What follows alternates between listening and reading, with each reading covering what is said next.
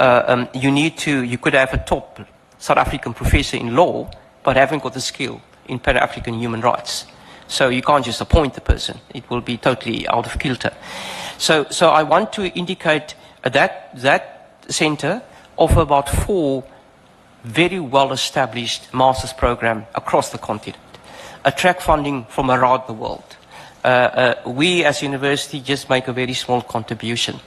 But strangely enough, if you look at the number of foreign nationals compared to the number of South Africans, is actually less foreign nationals than South Africans.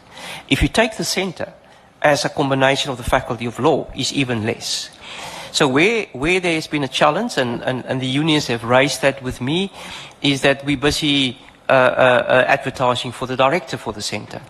And that position, we was trying to get a South African for almost three years. So that's been acting